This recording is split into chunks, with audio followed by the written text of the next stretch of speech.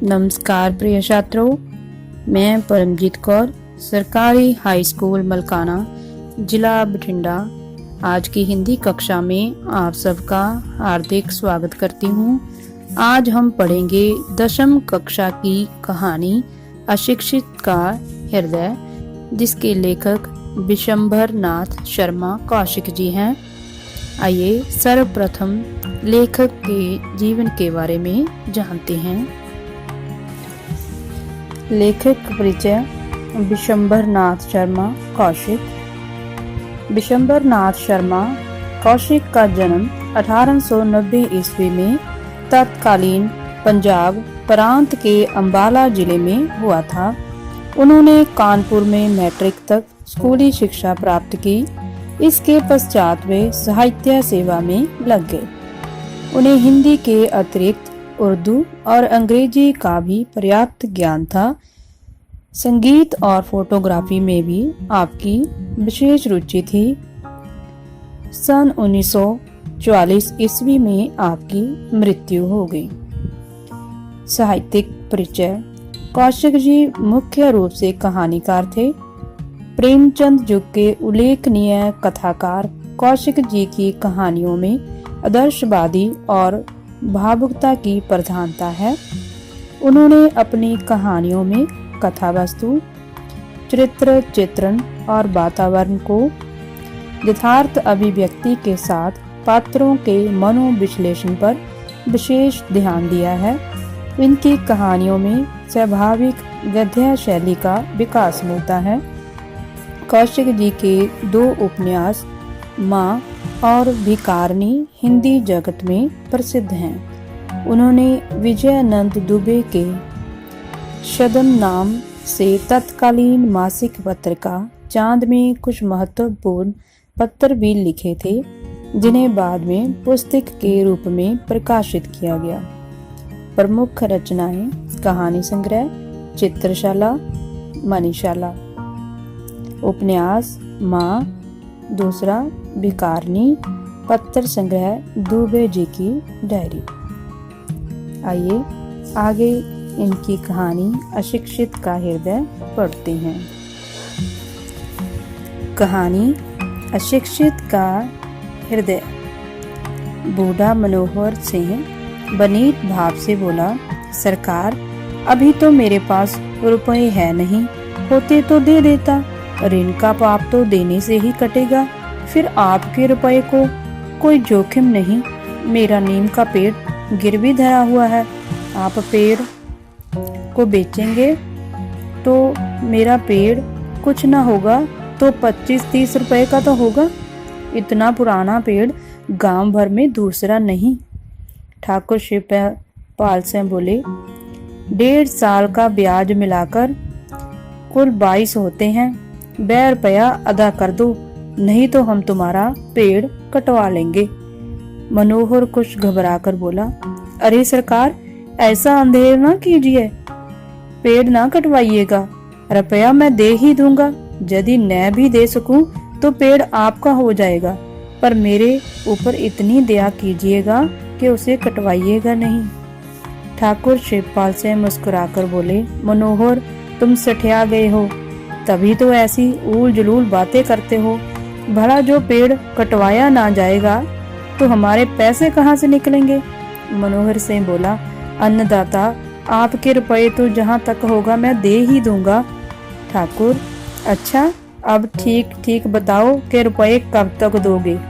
मनोहर कुछ देर सोचकर बोला, 1 सप्ताह में अवश्य दे दूंगा। ठाकुर, अच्छा स्वीकार है, 1 सप्ताह में दे देना, नहीं तो फिर पेड़ हमारा हो जाएगा। हमारी जो इच्छा होगी वह करेंगे, चाहे कटवाएंगे चाहे रखेंगे। मनोहर, और चाहे जो कीजिएगा उसे कटवाइएगा नहीं, इतनी आपसे प्रार्थना है। ठाकुर, खैर हमारा जो जी चाहेगा करेंगे, तुम्हें फिर कुछ कहने का अधिकार नहीं होगा।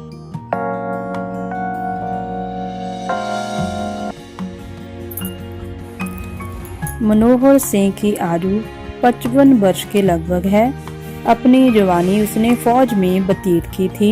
इस समय वह संसार में अकेला है। उसके परिवार में कोई नहीं। गांव में 2-1 दूर के रिश्तेदार हैं जिनके जहां अपना भोजन बनवा लेता है, न कहीं आता है न जाता है। दिन रात अपने टूटे फूटे मकान में पड़ा ईश्वर भजन किया करता है। 1 वर्ष पूर्व उसे खेती कराने की सनक सवार हुई। उसने ठाकुर शिवपाल सिंह की कुछ भूमि लगान पर लेकर खेती कराई भी, पर उसके दुर्भाग्य से उस साल अनावृष्टि के कारण कुछ पैदावार न हुई। ठाकुर शिवपाल सिंह का लगान न पहुंचा। मनोहर सिंह जो कुछ पेंशन मिलती थी उससे उसका भोजन वस्त्र बड़ी मुश्किल से होता था। अंत में जब ठाकुर साहब को लगान न मिला तो उन्होंने उसका नीम का वृक्ष जो उसके झोंपड़ी के द्वार पर लगा था गिरवी रख लिया। यह नीम का वृक्ष बहुत पुराना और उसके पिता के हाथ का लगाया हुआ था। मनोहर सिंह को 1 सप्ताह का अवकाश दिया गया। उसने बहुत कुछ दौड़ धूप की, 2-4 आदमियों से कर्ज मांगा, पर किसी ने उसे रुपए न दिए। लोगों ने सोचा वृद्ध आदमी है, न जाने कब लुढ़क जाए, ऐसी दशा में रुपया किससे वसूल होगा।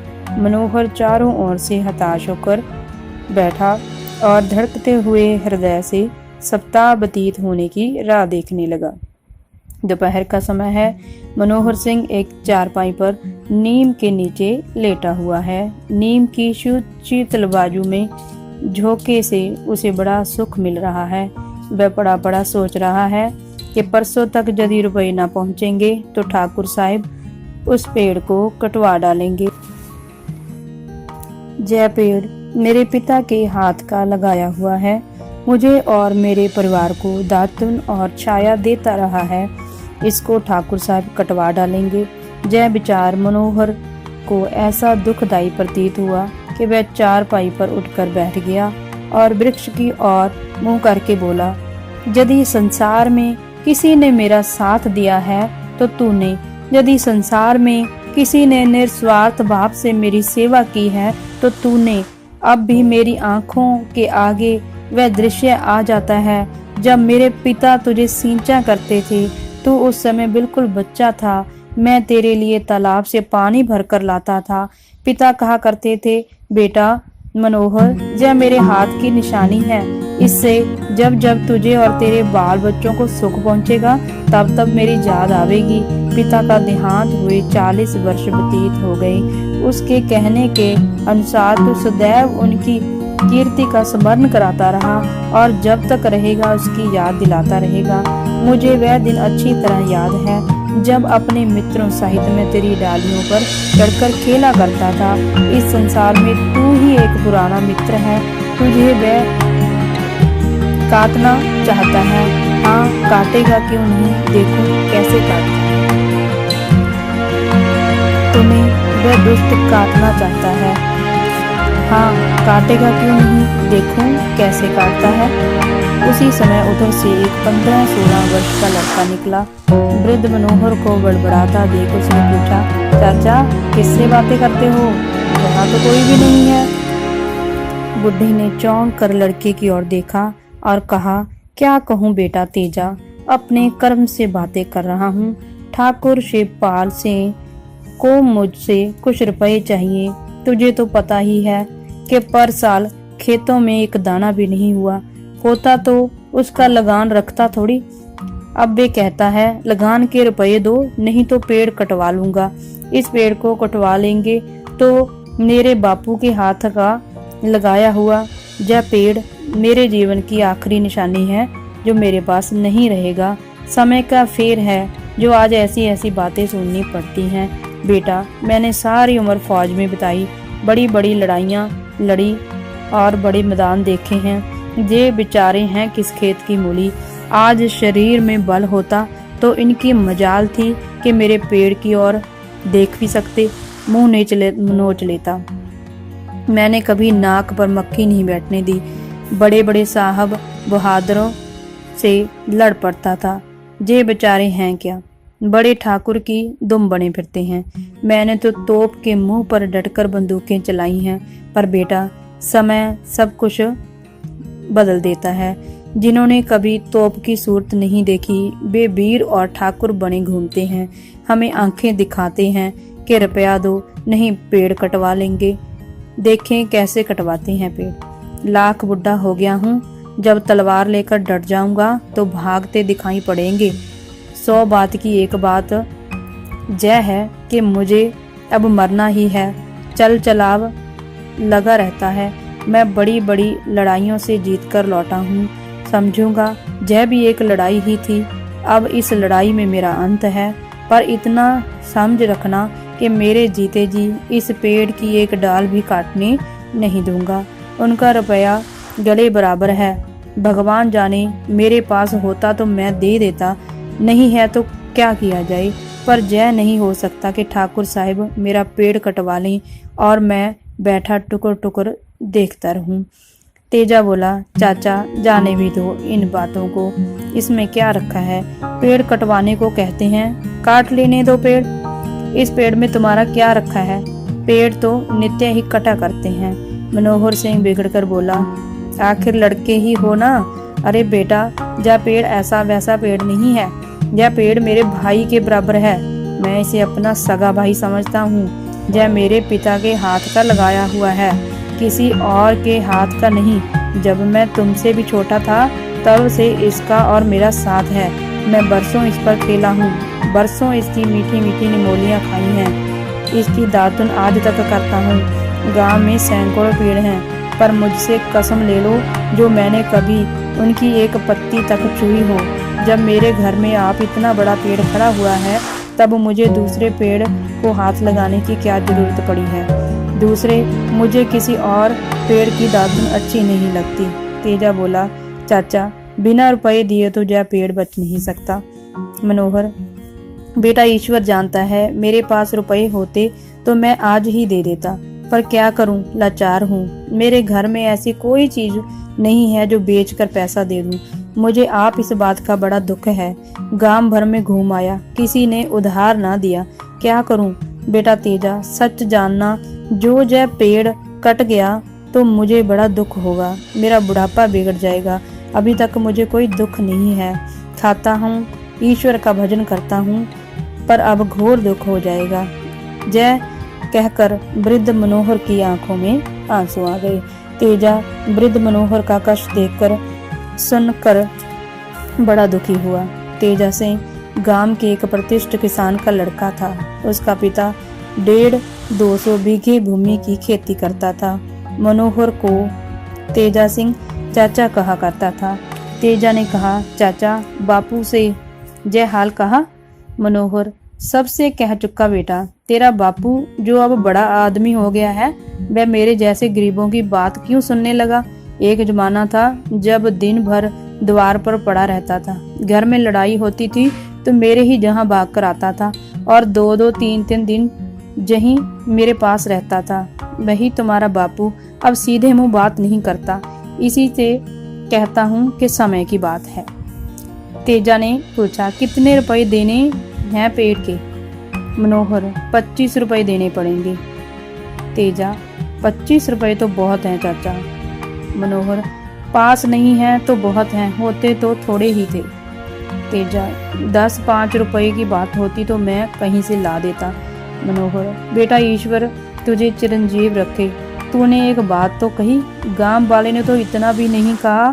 खैर देखा जाएगा, पर इतना तू याद रखना कि मेरे जीते जी इस पेड़ को कोई हाथ नहीं लगा पाएगा।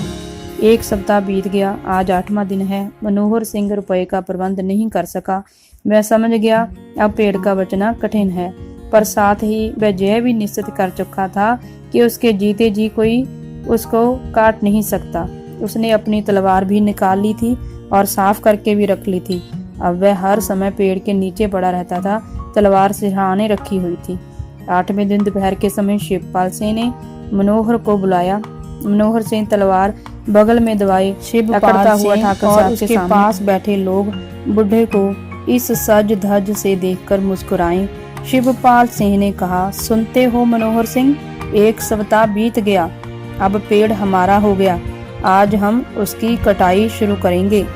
मनोहर, आपको अधिकार है, मुझे रुपया मिलता तो मैं दे ही देता, और अब भी मिल जाएगा तो दे ही दूंगा। मेरी नीयत में बेईमानी नहीं है। मैं फौज में रहा हूँ, बेईमानी का नाम नहीं जानता। शिवपाल सिंह, तो अब हम उसे कटवा लें ना। मनोहर, जय कैसे कहूँ, आपका जो जी चाहे कीजिए।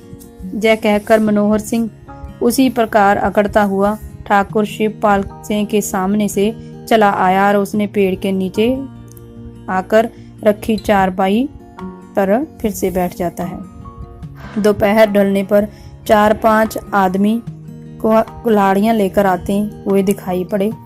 मनोहर सिंह झट म्यान से तलवार निकलकर डटकर खड़ा हो गया और ललकार कर बोला, संभल कर आगे बढ़ना। जो किसी ने भी पेड़ में कुल्हाड़ी लगाई तो उसकी जान और अपनी जान एक कर दूंगा। बे मजदूर बुढ़े की ललकार सुन और तलवार देखकर भाग खड़े हुए। जब शिवपाल सिंह को इस बात का पता चला तब पहले ही तो वे बहुत हंसे, परंतु पीछे कुछ सोचकर उनका चेहरा क्रोध के मारे लाल हो गया। बोले, इस बुढ़े की शामत आई है, हमारा माल है, हम चाहे काटे चाहे रखें, वह कौन होता है। चलो तो मेरे साथ, देखूं तो वह क्या करता है। शिवपाल सिंह मजदूरों तथा 2 लठबंद आदमियों को लेकर पहुंचे। उन्हें आता देखकर बुढ़ा फिर तलवार निकालकर खड़ा हो गया। शिवपाल सिंह उसके सामने पहुंचकर बोले, क्यों मनोहर, ये क्या बात है। मनोहर सिंह बोला, बात केवल इतनी है कि मेरे रहते इसे कोई हाथ नहीं लगा सकता। जब मैं जानता हूँ कि अब पेड़ आपका है, मगर जय होने पर भी मैं इसे काटने नहीं दूंगा। शिवपाल सिंह, पर हम तो इसे कटवाए बिना नहीं मानेंगे। मनोहर सिंह को भी क्रोध आ गया। वह बोला, ठाकुर साहब, जो आप सच्चे ठाकुर हैं तो इस पेड़ को कटवा लें। जो मैं ठाकुर हूँगा तो इसे ना काटने दूंगा। शिवपाल सिंह अपने आदमियों से बोले, देखते क्या हो, इस बुढ़े को पकड़ लो और पेड़ काटना शुरू करो। ठीक उसी समय तेजा सिंह दौड़ता हुआ आया और मनोहर सिंह को कुछ रुपए देकर बोला, लो चाचा, जय रुपए, अब तुम्हारा पेड़ बच गया। मनोहर सिंह ने रुपए गिनकर ठाकुर शिवपाल सिंह से पूछा, कहिए ठाकुर साहब, रुपए लेने हैं तो जी है हाजिर, और पेड़ कटवाना है तो आगे बढ़िए। ठाकुर, रुपए अब हम नहीं ले सकते, रुपए देने की म्याद बीत गई, अब तो पेड़ कटेगा। मनोहर सिंह अकड़कर बोला, ठीक है, अब मालूम हुआ कि आप केवल मुझे दुख पहुंचाने के लिए पेड़ कटवा रहे हैं। अच्छा कटवाइए, मैं भी देखता हूँ आप किस तरह पेड़ कटवाते हैं। इतनी ही देर में गांव भर में खबर फैल गई, शिवपाल सिंह मनोहर का पेड़ कटवाते हैं, पर मनोहर सिंह तलवार खींचे खड़ा है, किसी को पेड़ के पास नहीं जाने देता। यह खबर फैलते ही गांव भर जमा हो गया। गांव के 2-4 प्रतिष्ठित आदमियों ने मनोहर सिंह से पूछा, क्या बात है मनोहर। मनोहर सिंह सब हाल कहकर बोला, मैं रुपए देता हूँ, ठाकुर नहीं लेता। कहते हैं कल तक म्याद थी, अब तो पेड़ कटेगा। शिवपाल सिंह बोले, कल तक जय रुपए दे देता तो पेड़ पर हमारा कोई अधिकार न होता, अब हमारा उस पर पूरा अधिकार है, हम पेड़ अवश्य काटेंगे। एक व्यक्ति बोला, जब कल तक इसके पास रुपए नहीं थे तो वह कहाँ से रुपए देगा। शिवपाल सिंह का आदमी बोला, तेजा सिंह ने अभी ला कर दिए हैं। गांव वालों के साथ तेजा का पिता भी आया। उसने जय सुनकर तेजा को पकड़ा और कहा, क्यों बे, तूने ही रुपए चुराए। मैंने दोपहर को पूछा तो 3 तेरा बकने लगा। इसके बाद मनोहर सिंह ने कहा, मनोहर, जय रुपए तेजा मेरे संदूक से चुरा लाया है, जय रुपए मेरे हैं। मनोहर रुपए फेंक कर बोला, तेरे हैं तो ले जा, मैंने तेरे लड़के से रुपए नहीं मांगे थे। फिर मनोहर सिंह ने तेजा से कहा, बेटा, तूने जय बुरा काम किया, चोरी की, राम राम, बुढ़ापे में मेरी नाक काटने का काम किया। जे लोग समझेंगे मैंने ही चुराने के लिए तुझे कहा होगा। तेजा बोला, चाचा, मैं गंगा जल उठाकर कह सकता हूँ कि तुमने रुपए मांगे तक नहीं, चुराने के लिए कहना तो बड़ी दूर की बात है। शिवपाल सिंह ने हंसकर कहा, क्यों मनोहर, अब रुपए कहाँ हैं, लाओ रुपए लाओ, मैं रुपए लेने को तैयार हूँ। अब जा तो अभी रुपए दे दो, जा सामने से हट जाओ, झगड़ा करने की कोई बात नहीं है और ना ही झगड़ा करने का कोई लाभ होगा। मनोहर सिंह बोला, ठाकुर साहब, इन तानों से क्या फायदा, रुपये मेरे पास नहीं है, लेकिन पेड़ मैं काटने नहीं दूंगा। शिवपाल सिंह उपस्थित लोगों से बोले, आप लोग इस बात को देखिए और न्याय कीजिए। म्याद कल तक थी, मैं अब भी रुपये लेने को तैयार हूँ। अब मेरा अपराध नहीं, जय बुढ़ा व्यर्थ ही झगड़ा कर रहा है। तेजा सिंह यह सुनते ही आगे बढ़ा और अपनी उंगली से सोने की अंगूठी उतारकर शिवपाल सिंह से बोला, ठाकुर साहब, यह अंगूठी 1 तोले की है, आपके रुपए इससे निकल आवेंगे। आप यह अंगूठी ले जाइए। इस अंगूठी पर बापू का कोई अधिकार नहीं। यह अंगूठी मुझे मेरी नानी ने दी थी। यह देखकर तेजा सिंह का पिता आगे बढ़ा और बोला, ठाकुर साहब, लीजिए ये 25 रुपये और अब इस पेड़ को छोड़ दीजिए।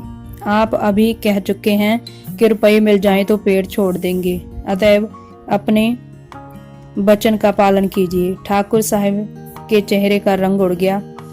उन्हें विश्वास हो गया था कि अब मनोहर सिंह को रुपये मिलना असंभव है। इसी से उन्होंने केवल उदारता दिखाने के लिए रुपये लेना स्वीकार किया था। अब वे कुछ न कह सके, कारण उन्होंने 25-30 आदमियों के सामने रुपये लेना स्वीकार कर लिया था। वे रुपये लेकर चुपचाप चले गए। ठाकुर साहब के चले जाने के बाद मनोहर सिंह ने तेजा को बुलाकर छाती से लगाया और कहा, बेटा, इस पेड़ को तूने ही बचाया है, अतएव मुझे विश्वास हो गया है कि मेरे पीछे तू इस पेड़ की पूरी रक्षा करेगा। मनोहर ने यह कहकर उपस्थित लोगों से कहा, भाइयों, मैं तुम सब के सामने यह पेड़ तेजा सिंह को देता हूँ। तेजा को छोड़कर इस पर किसी का कोई अधिकार नहीं रहेगा। फिर तलवार म्यान में रखते हुए आप कहा, पर मेरे जीते जी कोई पेड़ में कुल्हाड़ी नहीं लगा सकेगा, इसे कोई काट नहीं सकेगा। अपनी और उसकी जान एक कर दूंगा अगर किसी ने पेड़ को हाथ लगाया। मैंने फौज में नौकरी की है, बड़ी बड़ी लड़ाइयां जीती हैं, ये बेचारे हैं क्या चीज। प्रिय छात्रों, जहां हमारी कहानी अशिक्षित का हृदय संपूर्ण होती है।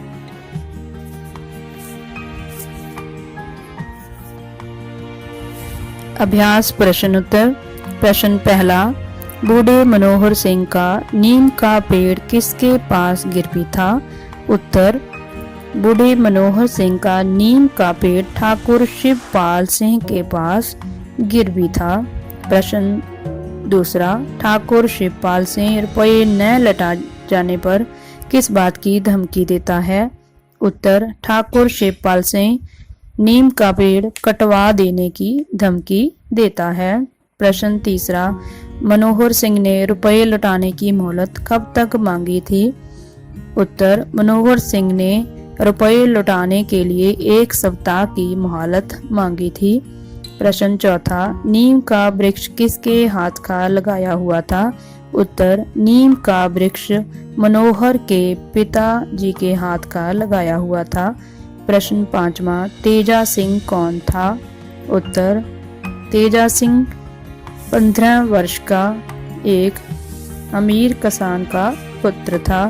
प्रश्न छठा, ठाकुर शिवपाल सिंह का कर्ज अदा हो जाने के बाद मनोहर सिंह ने अपने नीम के पेड़ के विषय में क्या निर्णय लिया? उत्तर, मनोहर ने निर्णय लिया कि नीम का पेड़ वह तेजा सिंह के नाम करता है। तेजा सिंह के अतिरिक्त इस पेड़ पर किसी का भी अधिकार नहीं होगा।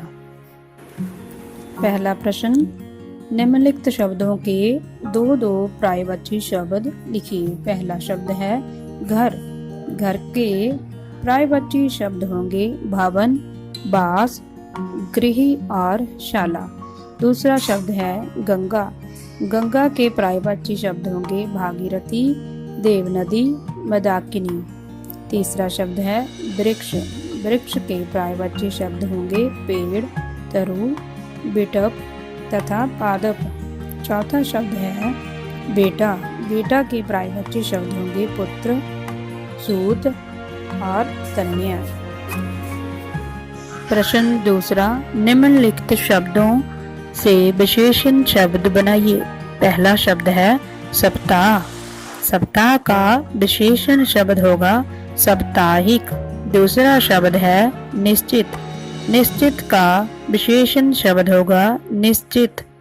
तीसरा शब्द है प्रतिष्ठा। प्रतिष्ठा का विशेषण शब्द होगा प्रतिष्ठित। चौथा शब्द है स्मरण। स्मरण का विशेषण शब्द होगा स्मरणीय। पांचवा शब्द है अपराध। अपराध का विशेषण शब्द होगा अपराधी। प्रश्न तीसरा, निम्नलिखित मुहावरों के अर्थ समझकर इनका अपने वाक्यों में प्रयोग करें। पहला मुहावरा बुढ़ापा बिगड़ना। अर्थ दुखी हो जाना। वाक्य मनोहर ने कहा कि अगर नीम का पेड़ कटा तो मेरा बुढ़ापा बिगड़ जाएगा। दूसरा मुहावरा सीधे मुंह बात न करना। अर्थ तमीज से बात न करना। वाक्य मनोहर तेजा सिंह को बताता है कि उसके पिता उससे सीधे मुंह बात तक नहीं करते, रुपए देना तो दूर की बात है। मुहावरा तीसरा जान एक कर देना। अर्थ जान से मार देना या जान ले लेना। वाक्य मनोहर ने कहा कि अगर किसी ने पेड़ काटने की कोशिश की तो वह उसकी जान एक कर देगा। मुहावरा चौथा क्रोध के मारे लाल होना। अर्थ बहुत गुस्सा आना। वाक्य शिवपाल की पेड़ काटने की बात सुनते ही मनोहर क्रोध के मारे लाल हो गया। प्रश्न चौथा, पंजाबी से हिंदी में अनुवाद कीजिए। पंजाबी ठाकुर साहिब दे चले जान तो बाद मनोहर सिंह ने तेजा नूं बुला के छाती नाल लाया ते कहा, पुत्र इस दरख्त नूं तू ही बचाया है, इसलिए हुण मैनूं विश्वास हो गया है कि मेरे पिछों तू इस दरख्त दी पूरी रक्षा कर सकेगा। अनुवाद हिंदी में ठाकुर साहिब के चले जाने के बाद मनोहर सिंह ने तेजा को बुलाकर छाती से लगाया और कहा, बेटा इस पेड़ को तूने ही बचाया है, अतएव मुझे विश्वास हो गया है कि मेरे पीछे तू इस पेड़ की पूरी। प्रिय छात्रों, तो जहाँ हमारी कहानी अशिक्षित का हृदय संपूर्ण होती है, उम्मीद करती हूँ आप सबको यह कहानी अच्छी तरह से समझ आ गई होगी। इस वीडियो को देखने के लिए, अपना समय देने के लिए छात्रों आप सबका बहुत बहुत धन्यवाद। कहानी